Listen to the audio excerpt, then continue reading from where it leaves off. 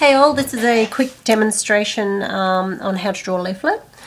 First of all, start off with some parallel lines.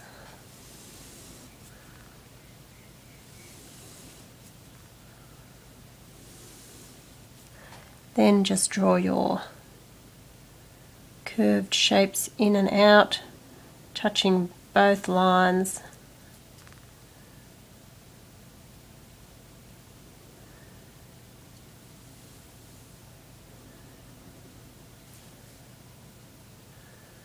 Next one.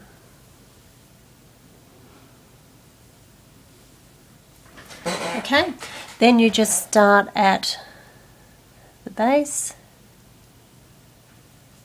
and bring S shapes in. I like to make this second one kind of go up the side,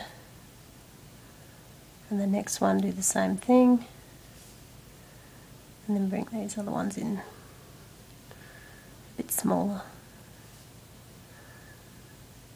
I found it's a pretty forgiving pattern. If things aren't even, it doesn't really matter. Okay, other side.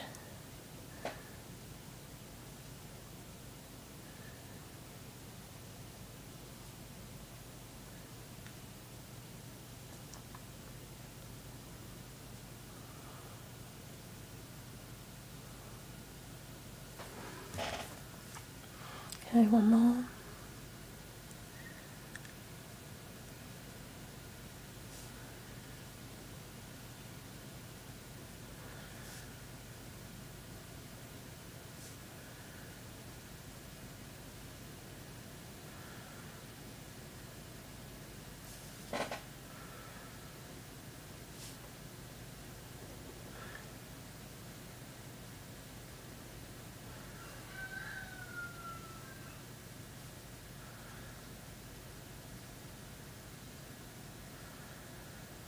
So when you come to the next row, using this as the center again, just do exactly the same thing, and it gives you a really nice flowing pattern.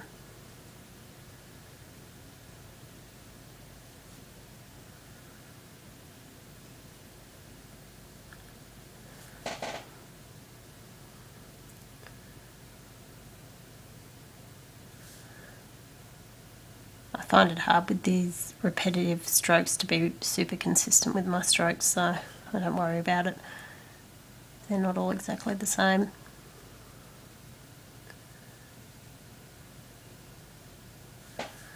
And that's it.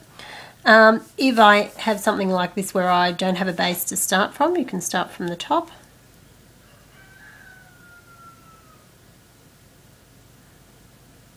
And then just finish it.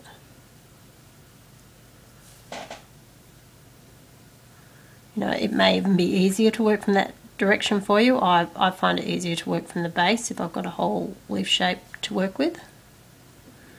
I find it keeps my shapes a bit more consistent. What really makes this stand out, I find, is the shading, and there's a couple of ways so far that I've experimented with. One is to shade just along one side. Okay, so just along one side. So then on the next, say, row, I would again shade on that side all the way down. Okay, and then just, you know, I would generally use a stump or something to blend that out. So that gives you a nice sort of soft look. You can also shade the centers. I probably wouldn't, look, I might use shade on this side of the centre and that side as well, or I might just shade the centre by itself. I'll just do that on those two, and again, that makes the centres kind of look quite deep. Another alternative is just to shade either on the top or the bottom of each one of these strokes. Oh, I have mail.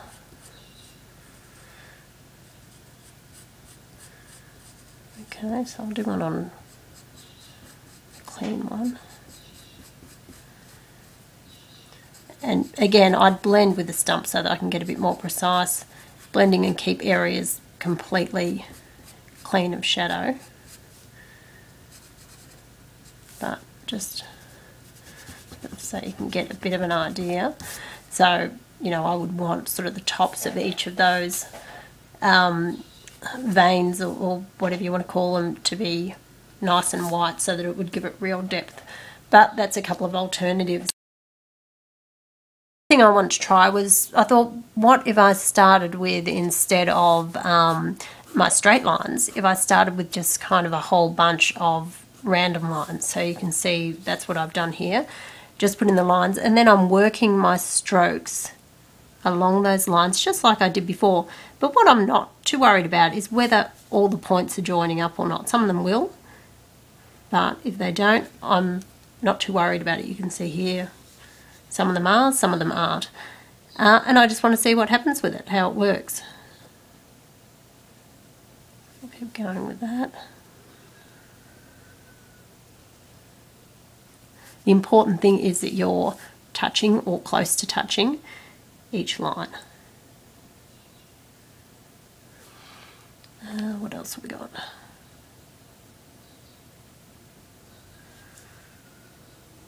Okay, alright, so I'll just turn that around and just start adding in my strokes.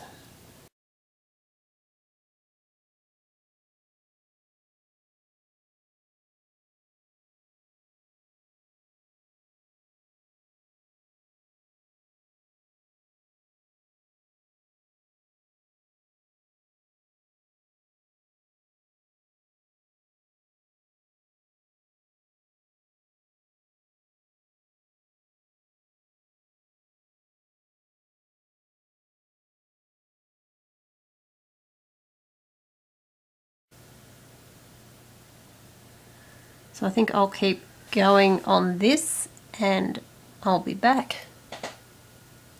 I'm back. So you can see I've finished doing all my strokes. I actually really love it. I reckon it looks fantastic with these random kind of lines. And you can see I've started shading, so all I'm doing on these ones is just shading along the left hand line of each leaf.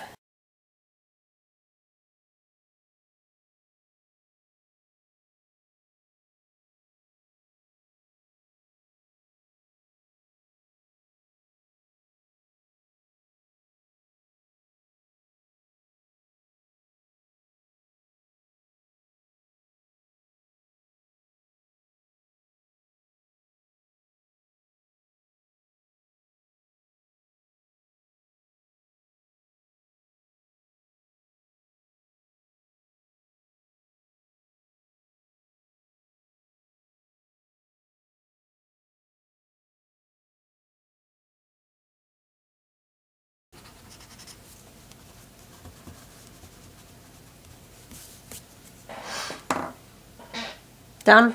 I really love it. I'm definitely going to use this idea again, where I've shaded there. You can see it's a little bit darker than this side, but I can always play with that later. See ya.